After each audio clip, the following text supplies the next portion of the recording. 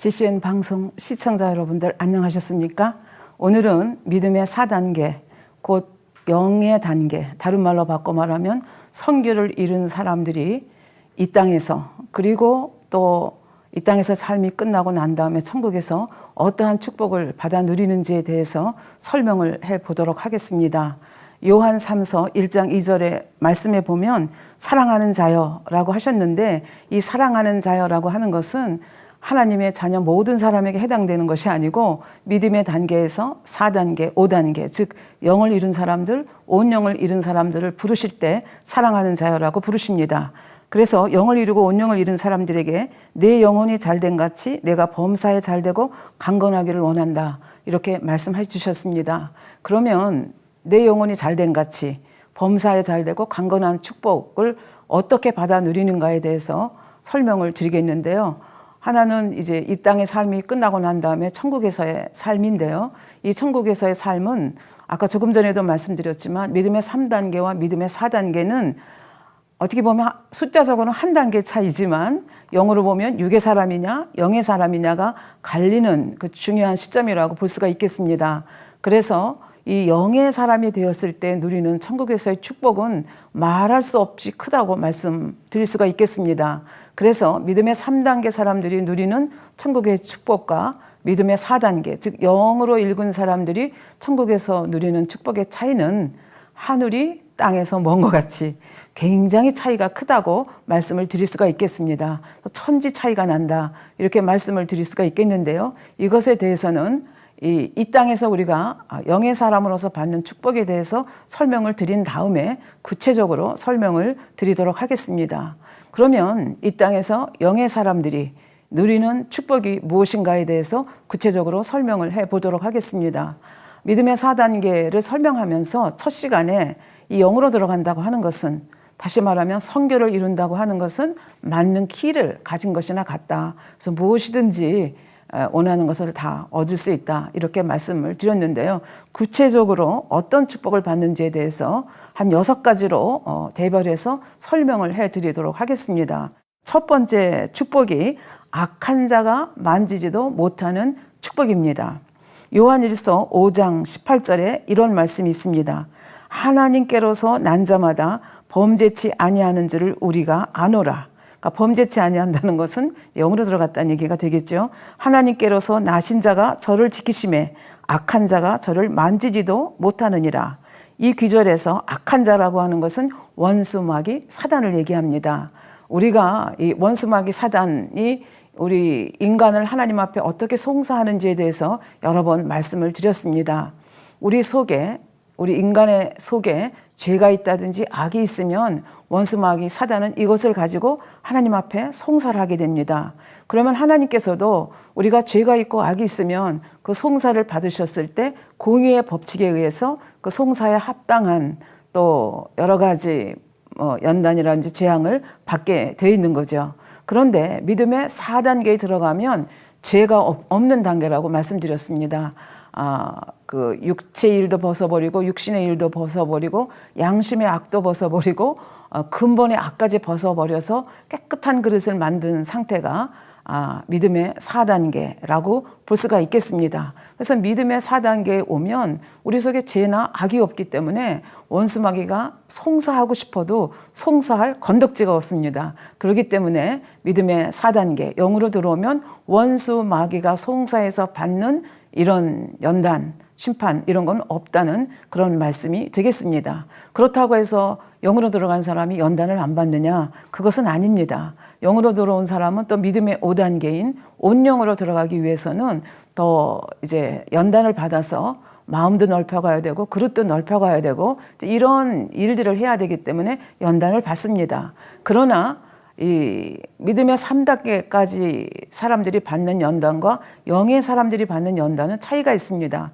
우선 1, 2, 3단계에서는 원수마귀 사단의 송사를 받아서 이렇게 연단을 받지만 4단계만 오면 원수마귀 사단이 송사할 거리가 없기 때문에 여기서부터는 원수마귀 사단의 송사를 받아서 연단을 받는 것이 아니라 하나님께서 친히 연단하셔서 하나님께서 쓰실 만한 그릇으로 만들어가는 그런 연단이 되겠습니다.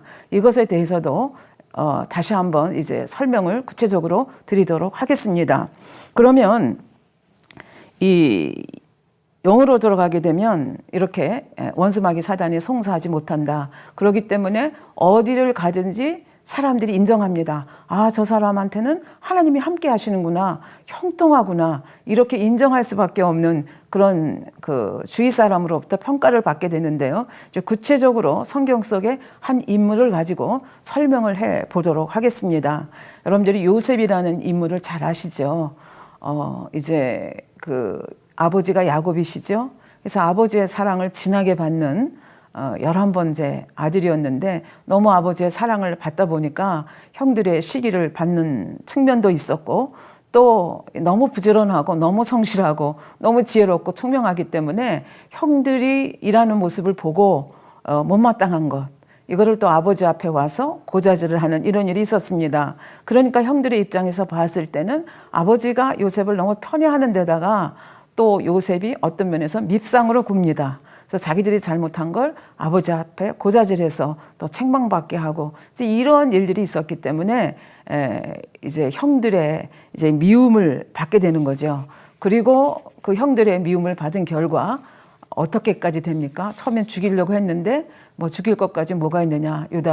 형 유다가 말려가지고 결국은 상인한테 팔아버리죠. 그래서 그 아라비아 상인이 결국 애굽까지 와서 요셉을 팔게 됩니다. 그래서 요셉은 이렇게 이제 보디발이라고 하는 바로 왕의 시대장의 집에 노예로 팔려오게 되죠. 그러니까 하나님의 사랑을 받고 아버지 야곱의 사랑을 받던 기공자 같은 요셉이 하루아침에 모든 가족을 다 멀리하고 강제로 이렇게 왜 자기가 팔려와야 되는지도 잘 모른 가운데 이렇게 노예로 팔려와서 참으로 예상치 않은 삶을 살아가고 있습니다. 또 한편에서 집에서는 아버지가 자기의 이렇게 사랑하는 아들이 더군다나 자기 심부름 하러 갔다가 짐승에게 찢겨서 죽었다는 것을 알고 그리고 채색옷에 짐승의 피가 묻어 있는 것을 보고 요셉이 죽었다고 생각을 하는 거죠. 왜? 형들이 아버지를 그렇게 속였기 때문입니다. 그래서 이 야곱은 정말 그 아들이 자기 때문에 이 짐승에 그 찢겨 죽였다는 것, 죽었다는 것 때문에 가슴이 너무 아파서 애통을 하고 있습니다. 물론 형들은 이렇게 애통하는 아버지를 보면서 마음이 안 아픈 것은 아니겠지만 그러나 워낙 그 요셉에 대한 미움이 있었기 때문에 아버지 앞에 진실을 말하지 않습니다. 그래서 한편에서는 아버지 야곱이 굉장히 애통하고 있고 또 한편에서는 애굽 땅에서는 이 요셉이 팔려와 가지고 자기가 왜 이런 일을 당해야 되는지 이유를 모르고 당하고 있습니다. 그러면서 팔려오는 과정에서 그렇게 형들한테 사정을 했음에도 불구하고 자기의 청을 들어주지 않는 형들의 그 어떻게 보면 야박한 모습을 보면서 내가 왜 이렇게까지 됐을까 아마 깊이 생각을 했을 것으로 생각을 합니다. 그래서 이것도 하나의 연단이라고 볼 수가 있겠죠. 그래서 형들에게 내가 왜 밉상이 되었는가를 생각하면서 또 자기 자신을 정리하는 그런 기회도 되었을 것입니다. 그런데 하나님께서는 이 아까 믿음의 4단계 영으로 들어온 사람은 어디로 가든지 비록 이렇게 노예로 팔려왔음에도 불구하고 주위 사람들이 인정할 수밖에 없는 그런 상태로 간다는 거죠. 그래서 요셉의 경우도 이제 보디발의 집에 왕의 시대장 집에 팔려왔습니다. 그래서 그 보디발의 집에서 어떻게 인정을 받는가에 대해서 창세기 39장 2절부터 잠깐 보도록 하겠습니다. 여호와께서 요셉과 함께 하심으로 그러니까 하나님께서 요셉과 함께 하셨다고 말씀합니다. 그가 형통한 자가 되어 그 주인 애굽 사람의 집에 있으니 그러니까 형통한 자가 됐는데 왜 형통한 자가 됐는가? 아버지 하나님께서 함께 하셨기 때문에 형통한 자가 되었고 이 결과를 누가 보는가 하면은 그 주인이 여호와께서 그와 함께 하심을 보며 또 여호와께서 그의 범사에 형통케 하심을 보았더라. 아까 요한삼서 1장 2절 말씀하고 똑같은 맥락의 말씀이라고 볼 수가 있겠습니다. 그래서 그 주인이 보니까 17살밖에 안 되는 어린 노예인데도 불구하고 뭔가 범상한 것이 있고 뭔가 일 처리하는 것이 다르다는 걸 보게 됩니다. 그리고 저 아이에게는 저 아이가 섬기는 신이 함께 하셔서 은혜를 베풀고 있다는 것을 그 주인이 느낄 수 있을 정도로 그렇게 하나님께서 함께 하셨다는 말씀이 되겠습니다.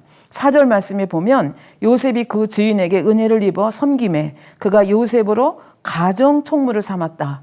그러니까 하루아침에 그렇게 성실한 모습 그리고 저가 섬기는 하나님이 함께 하시는 그 모습을 보고 보디발이 가정 총무로 삼고 가정 재반 그 일들을 다 이 어린 요셉에게 맡겼다는 얘기입니다.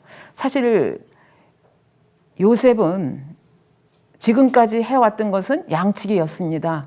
아버지가 목축업을 하는 사람이었기 때문에 양치기에 대해서는 일가견을 가지고 있었습니다. 그러나 애굽이라는 사회는 농경 사회입니다. 그래서 이 보디발의 집에 있으면서 또 이 보디발도 왕의 시위대장이기 때문에 굉장히 넓은 밭을 가지고 있고 부자였죠. 그래서 그 집에 가정 총무로 있으면서 그 집과 밭을 그가 다 맡겼기 때문에 이걸 관리했다고 되어 있습니다. 그래서 이렇게 노예로서 사는 이 과정, 또 가정 총무로 있는 과정을 통해서 여기서 무엇을 하나님께서 훈련을 시켰겠습니까?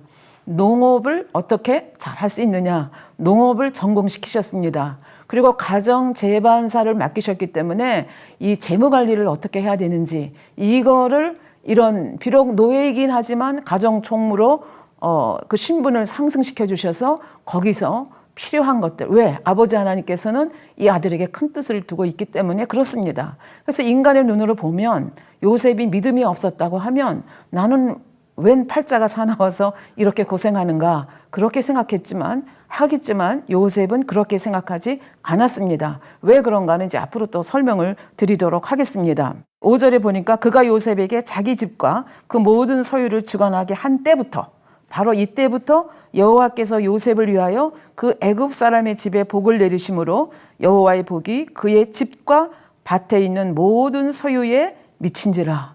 그전에도 요셉을 통해서 축복하셨지만 요셉을 가정 총무로 삼고 모든 것을 맡긴 그 다음부터 하나님께서 엄청나게 이 보디발의 집을 축복해 주셨다는 그런 얘기가 되겠습니다. 그러니까 보디발이 봤을 때 노예가 아닌 거죠.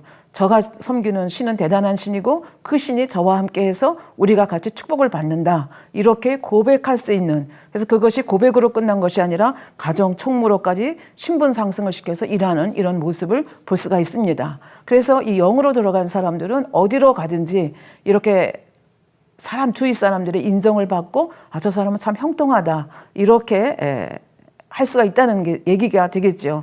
노예로 가서 얼마든지 서러움 당하고 그렇게 살 수 있지만 하나님께서는 악한 자가 만지지도 못하도록 역사하시는 것을 볼 수가 있습니다. 그런데 우리가 생각할 때, 인간으로 볼 때는 참 비극적인 사건이 일어나죠. 이렇게 가정 총무로서 성실히 일하는, 그래서 17살의 청년이 이제 나이가 먹고 20대가 되고 이렇게 돼가면서 굉장히 아름다운 청년으로 이제 성장을 하게 되는 거죠. 그 아름다운 모습을 보고 보디발의 아내가 음욕을 품게 됩니다. 그리고 요셉을 이렇게 눈짓을 해가면서 동침하자고 아주 날이면 날마다 이렇게 미혹을 하지만 이 요셉은 그 미혹에 넘어가지 않습니다. 심지어 집에 아무도 없을 때 옷자락을 잡으면서 동침하자고까지 얘기했지만 주인과 맺은 그 신뢰관계를 생각해서도 보디발이 모든 걸 다 나한테 맡겼지만 당신을 나한테 맡긴 적은 없다. 그래서 주인에 대한 충성. 또 하나는 요셉은 이때도 하나님 앞에 사는 사람이었습니다. 가장 가치 있게 생각하는 것이 하나님의 뜻이 무엇인가를 생각하는 자였기 때문에 이런 일들이, 남의 아내와 간통하는 것이 아버지 보기에 너무나 악한 일이기 때문에 자기는 이런 일을 할 수 없다. 그래서 결국은 뿌리치고 나오게 되죠. 근데 이거를 섭섭하게 생각한 보디발의 아내가 거짓으로 모함을 하게 됩니다. 그래서 인간적으로 보면 또 나락으로 떨어지는 것 같습니다. 그래서 그 왕의 죄수들이 갇히는 감옥 속으로 들어가게 됩니다. 그런데 이 감옥 속에 들어가서도 또 주위 사람들의 인정을 받습니다. 그래서 그 성경에 보면 창세기 39장 21절 말씀에 보면 여호와께서 요셉과 함께 하시고 그에게 인자를 더하사 전옥에게 은혜를 받게 하셔서, 그러니까 하나님의 은혜를, 하나님이 함께 하시니까 전옥이 볼 때 또 그걸 느끼는 거예요.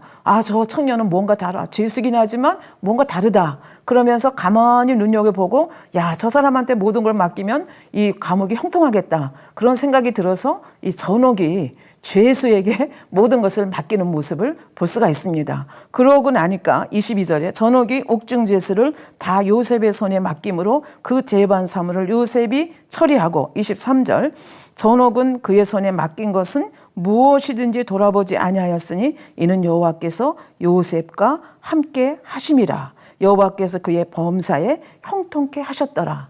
그래서 우리가 생각하면 감옥으로 들어가는데 뭐가 형통한 것이야? 이렇게 생각하지만 아버지 하나님께서는 요셉에 대한 큰 그림이 있으셨습니다. 그래서 요셉을 그냥 한 집에 가정총무로 머무르게 하는 것이 하나님 뜻이 아니었습니다.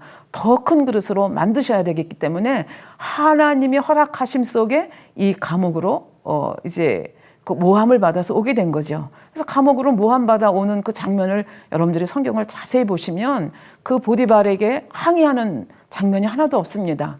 그냥 항의하지 아니하고 그냥 순순히 감옥으로 들어가는 모습을 볼 수가 있습니다.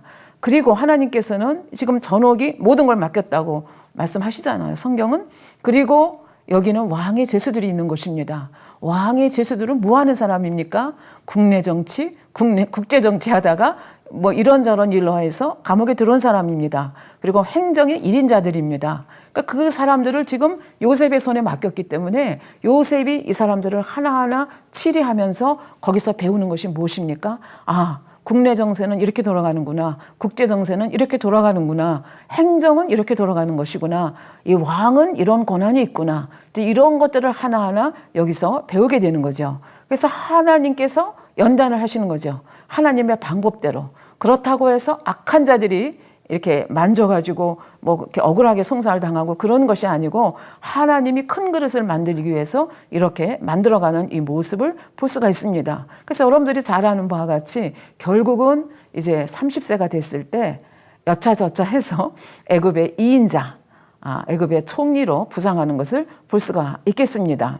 그래서 하나님께서 이 영으로 들어간 사람은 이렇게 악한 자가 만지지도 못하도록 지켜주시고 보호하신다는 얘기가 되겠습니다. 그럼 여기서 우리가 한번 생각해 볼 것이 있습니다. 그럼 요셉은 도대체 어떻게 해서 그렇게 인간으로 보면 원망이 나올 수밖에 없고 불평이 나올 수밖에 없고 하나님 어디 계십니까? 이렇게 보통 사람 같으면 불평할 수밖에 없는 상황 속에서 어떻게 이 연단을 이겨내고 이렇게 성공적으로 하나님의 각본대로 이렇게 훌륭한 큰 그릇으로 나올 수가 있었는가? 하루아침에 애굽의 총리가 돼도 모든 것을 치리할 수 있는 그런 능력의 사람으로 나올 수 있었는가 하는 것에 대해서 우리가 잠깐 생각해보고 넘어가도록 그렇게 하겠습니다. 제가 볼 때는 요셉이 이렇게 연단을 원망 없이 불평 없이 잘 넘길 수 있는 데는 두 가지 요인이 있다고 저는 생각합니다. 하나는 하나님이 심어주신 꿈 때문이고 두 번째는 사실 이때는 뭐 구약 성경이 있는 것도 아니잖아요. 그러니까 아버지 야곱으로부터 들었던 이야기 그리고 할아버지 이삭으로부터 들었던 이야기 여러분들이 이렇게 이삭이 살았던 나이 야곱이 살았던 나이 또 이 요셉이 팔려왔던 나이들을 계산하면 요셉이 팔려올 때 아직도 이삭이 생존해 계셨습니다. 할아버지가. 그러니까 그 할아버지로부터 할아버지의 삶에 대해서 얼마나 얘기를 많이 들었겠습니까? 더군다나 할아버지 이삭으로부터 아버지 야곱으로부터 누구에 대한 얘기를 들었겠습니까? 믿음의 조상인 아브라함 증조 할아버지에 대해서 얼마나 많이 들었겠습니까? 그래서 하나님께서 주신 꿈 그것을 붙잡았기 때문에 그렇고 하나는 이렇게 증조 할아버지 아브라함에 대한 지식, 영적인 지식이죠.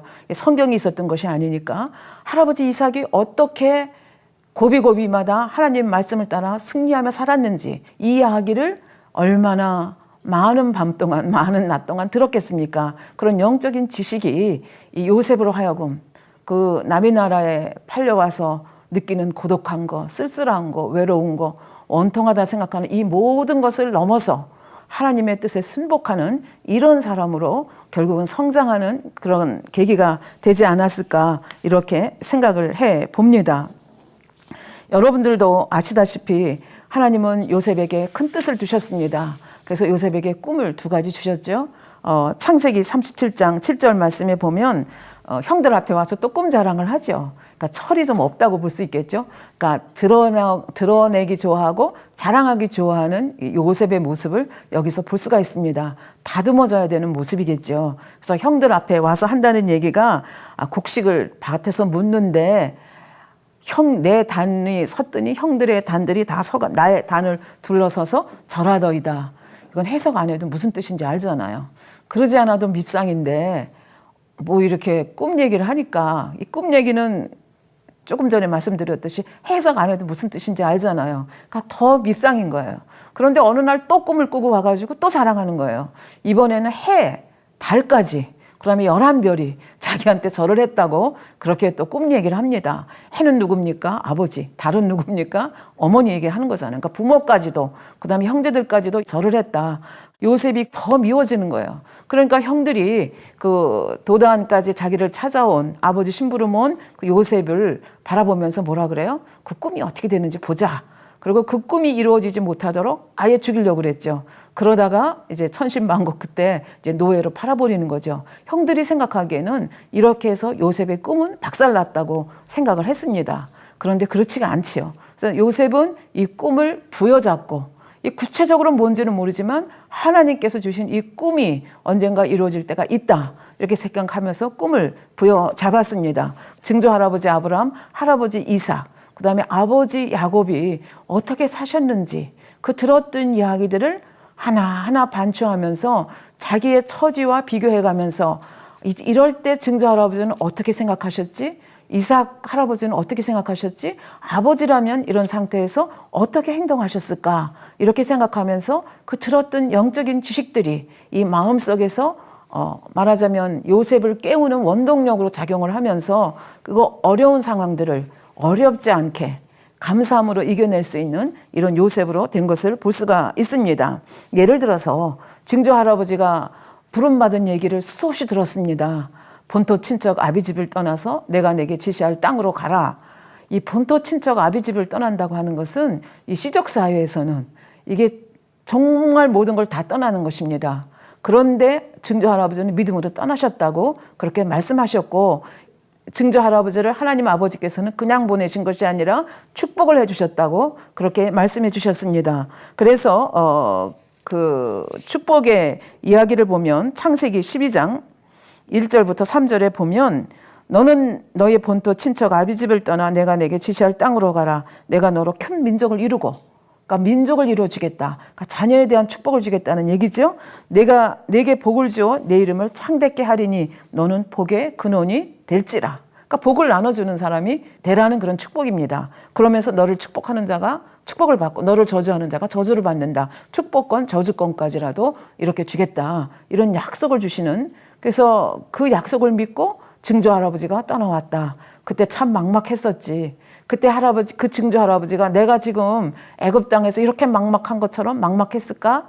그런데 그 증조 할아버지는 이걸 어떻게 이기셨지? 하나님께서 주신 약속을 부여잡고 그 약속을 붙잡았지. 그럼 나도 하나님께서 나에게 주신 꿈이 있잖아. 그 꿈을 가지고 나도 나가면 우리 증조 할아버지께서 막막할 때 떠났을 때 그 때를 따라 나타나셔서 꿈을 새롭게 해주신 것처럼, 그리고 결국은 이루어주신 것처럼 나에게도 그렇게 이루어주실 거야. 이렇게 생각을 하면서 증조 할아버지의 삶이 자기 삶 속으로 들어오고 그 삶을 통해서 내가 어떻게 살아야 될지를 다시 한번 이렇게 마음에 새기는 그런 기회가 됐을 것으로 생각을 합니다. 그러면서 또 얘기합니다. 아마 그 요셉의 그 보디발의 아내가 이렇게 자기를 유혹할 때 그것을 물리칠 수 있었던 이유가 또 아브라함이 살겠다고 자기 아내 사라를 누이 동생으로 얘기했다가 빼앗길 뻔했던 사건이 있지 않습니까? 그때 증조 할아버지를 통해 그 증조 할아버지가 겪었던 그 엄청난 시련을 통해서 증조 할아버지는 무엇을 배웠는가를 할아버지 이삭으로부터, 야곱 아버지로부터 들었을 것입니다. 그때 내가 믿음이 있다 했지만 사실은 그때 내가 육신의 생각을 동원했지. 이렇게 하면 더 안전할 거야 생각하고 내 육신의 생각을 동원했는데 아버지는 그 육신의 생각을 동원하는 것을 기뻐하시지 않으셨지. 그래서 결국은 아내를 뺏기는 이 시련을 통해서 내 육신의 생각대로 되는 것이 아니다. 결국은 이 문제를 풀어주신 분이 하나님이시잖아요. 하나님을 의뢰하는 것이 형통한 삶을 사는 것이지, 내가 지금까지 배운 지식과 이 내 육신의 생각을 가지고 안전을 귀하는 것이 아니다라고 하는 것을 뼈저리게 그때 증조 할아버지가 배웠지. 할아버지로부터 들었던 이야기를 생각하면서 하나님 앞에 어떻게 살아야 되는지를 아마 생각을 하고, 그러기에 보디발의 아내 유혹을 과감하게 물리칠 수 있었다고 저는 그렇게 생각을 합니다. 그리고 그 모리아산에서 약속의 아들을 바치라고 하나님께서 얘기했을 때 그때 할아버지는 우리 그 이삭 할아버지께서 설명해 주시는 바에 의하면 우리 증조 할아버지는 참으로 기쁘셨다고 말씀해 주셨지. 왜? 이삭을 바치라는 거, 각을 떠서 번제로 바치라는 거 어떻게 생각하면 끔찍한 일이지만 그 하나님이 나를 얼마나 믿으셨으면 그런 명령을 내리셨을까.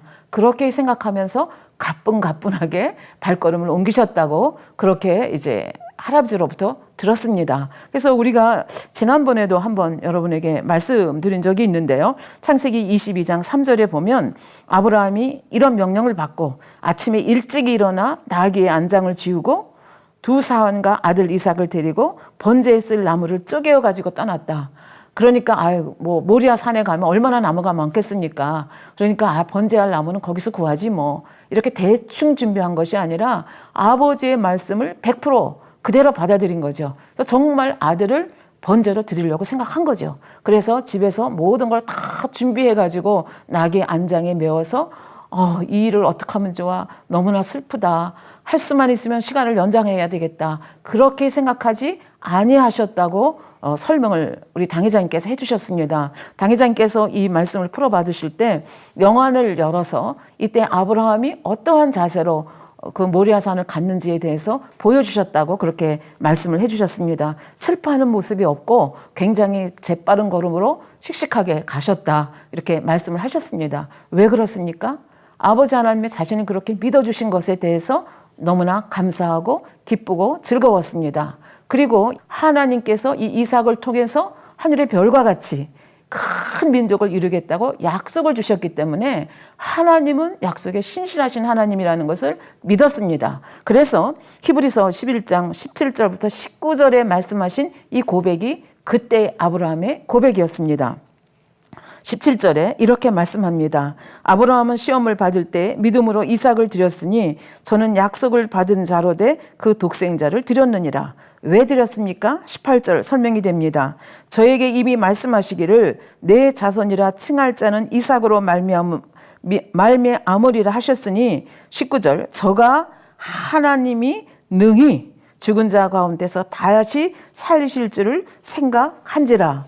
비유컨대 죽은 자 가운데서 도로 받은 것이라. 하나님은 전지전능하신 분이시고 하나님은 약속하신 거를 무슨 일이 있어도 지키시는 신실한 분이라는 것이 그 아브라함의 삶을 통해서 여러 번 경험을 했기 때문에 이삭을 각을 떠서 번제를 드린다 할지라도 하나님은 전지전능하신 하나님이시기 때문에 그 이삭을 다시 살리셔서 약속대로 해주실 것을 믿었기 때문에 이렇게 가뿐가뿐 갈 수 있었다. 이렇게 고백했다는 말씀이 생각이 납니다. 그래서 감옥으로 떨어지고 술 맡은 관원장한테 그 꿈을 해석해주고 내가 복직이 되면 나를 기억해달라 얘기했지만 술 맡은 관원장은 잊어버렸습니다. 결국 2년 동안 잊어버리고 바로가 꿈을 해석하지 못해서 안절부절할 때 비로소 요셉을 생각해내는 거죠. 그럼에도 불구하고 나는 절망이야. 여기 감옥에서 나갈 길이 없어. 그런 것이 아니라 하나님의 때를 기다릴 수 있었던 것은 이러한 그 증조 할아버지 아브라함의 삶의 모습을 하나하나 조명해 가면서 자기 삶에 대입을 시켰기 때문에 또 이렇게 씩씩하게 그 연단을 이겨낼 수 있었다. 그렇게 생각을 합니다. 할아버지 이삭으로부터는 무엇을 배웠겠습니까? 여러분들 이삭하면 생각나시는 것이 무엇이 있습니까? 우물을 파고 또 내 것이라 주장하면 다투지 않고 내주고 또 우물을 파고 또 그 종들이 다투면 그냥 줘라. 그리고 또 양보하는 그 모습을 볼 수가 있습니다. 보디발의 집에 있으면서 농업 경영에 대해서 박사학위 땄습니다. 그리고 재무관리에 대해서 박사학위 땄습니다. 그리고 이 전옥, 이 왕들이 죄수들이 갇히는 그곳에서 어디서도 들어보지 못했던 그 왕의 이야기를 듣습니다. 국내 정세, 국제 정세에 대해서 듣고 행정이 어떻게 돌아가는지에서 들으면서 국내 경영학 박사, 행정학 박사를 받았습니다. 그래서 하나님께서 보시기에 모든 것이 완벽하게 준비되었다고 생각을 하셨기 때문에 결국은 하나님이 섭리하신 거죠. 이렇게 큰 그릇을 만들어준 이 요셉을 거기서 끝나게 하시는 것이 아니라 이제 바로 앞에 나갈 수 있도록 역사하십니다. 어떻게 역사하셨습니까? 그래서 이런 요셉의 경우를 통해서 보듯이 어디를 가든지 무엇을 하든지 사람의 눈에 어떻게 보이든지 하나님을 믿고 의뢰하는 자, 영으로 들어온 사람은 하나님을 원망하고 불평하지 않지 않습니까? 어떤 상황 속에서도 하나님을 신뢰합니다. 하나님의 사랑의 손길을 믿기 때문에 믿음의 고백을 하는 거죠. 그래서 그 믿음의 고백을 받으시고 이렇게 악한 자가 만지지도 못하게 하시면서 큰 그릇으로 만들어가는 축복을 주신다 하는 것을 알 수가 있겠습니다.